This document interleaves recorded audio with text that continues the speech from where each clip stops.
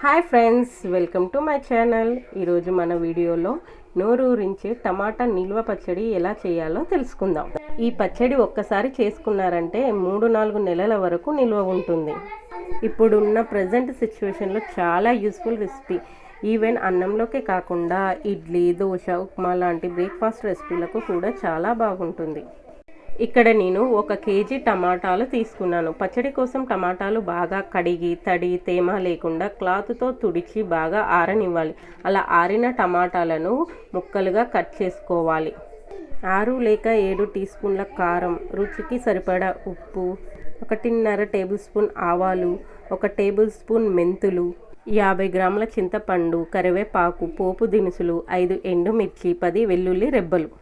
ముందుగా stove on చేసి pan పెట్టుకోవాలి. అందులో 1 టేబుల్ స్పూన్ మెంతులు వేసి కాస్త వేయించండి.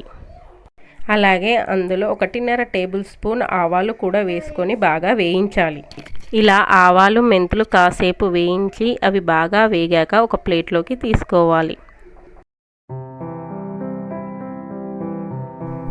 కాస్త చల్లారాక వాటిని మిక్సీ జార్లో వేసుకొని మెత్తటి పొడిలాగా పట్టుకోవాలి.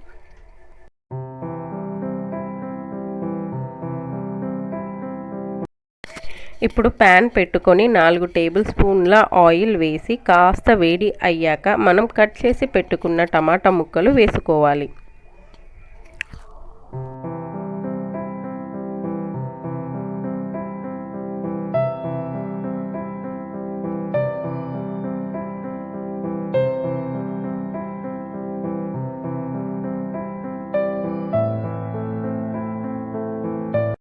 కాసేపు టమాటా ముక్కలు ఉడికాక 50 గ్రాముల చింతపండు వేసుకోవాలి. ముందే చింతపండుకు ఉన్న నారాలు, గింజలు తీసేసి వేయండి. ఇలా లో ఫ్లేమ్లో పెట్టుకొని మధ్య మధ్యలో కలుపుకుంటూ ఉడికించుకోవాలి.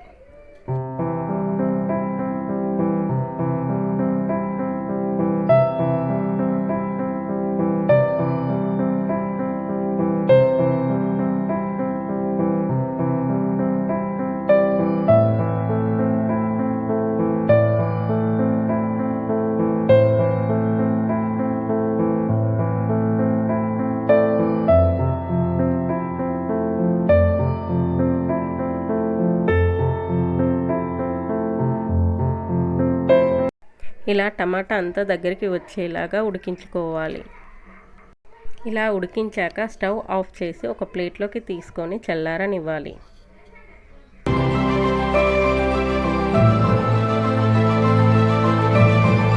ఇలా చల్లారాక మిక్సీ జార్లోకి తీసుకొని మెత్తగా గ్రైండ్ చేసుకోవాలి.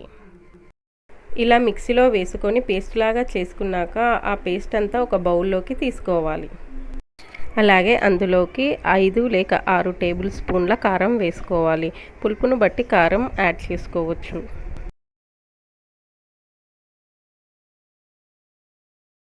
అలాగే ఇప్పుడు సాల్ట్ యాడ్ చేసుకోవాలి. సాల్ట్ కొద్దిగా ఎక్కువగానే యాడ్ చేసుకోవాలి. ఎందుకంటే సాల్ట్ కనుక తగ్గినట్టు అయితే పచ్చడి ఎక్కువ కాలం నిల్వ ఉండదు కాబట్టి కొంచెం ఎక్కువ వేసుకోవడమే మంచిది. తర్వాత మనం ముందుగా పొడి చేసి పెట్టుకున్నాం కదా ఆవాలు, మెంతుల పొడి అందులో వేసుకొని బాగా కలపాలి. ఇలా బాగా కలిపాక పక్కన పెట్టుకోవాలి. ఇప్పుడు పోపు కోసం ప్యాన్ పెట్టుకొని 5 లేక 6 టేబుల్ స్పూన్ల ఆయిల్ యాడ్ చేసుకోవాలి. ఇప్పుడు పోపు దినుసులు వేసి కాస్త వేగనివ్వాలి.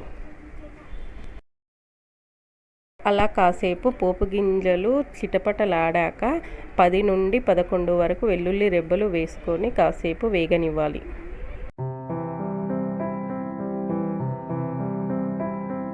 వెల్లుల్లి రెబ్బలు కాస్త కలర్ చేంజ్ అయ్యాక అందులో కొద్దిగా కరివేపాకు వేసుకో.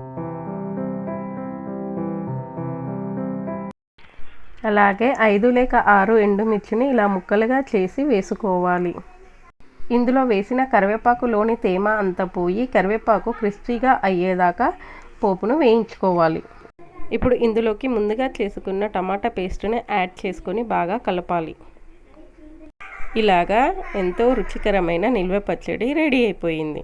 ఫ్రెండ్స్, మీరు కూడా ఇలా నిల్వ పచ్చడి చేసుకొని వేడి అన్నంలో కడుపు నిండా తినేసేయండి. ఈ వీడియో కనుక మీకు నచ్చితే లైక్ చేయండి, షేర్ చేయండి, సబ్స్క్రైబ్ చేయండి.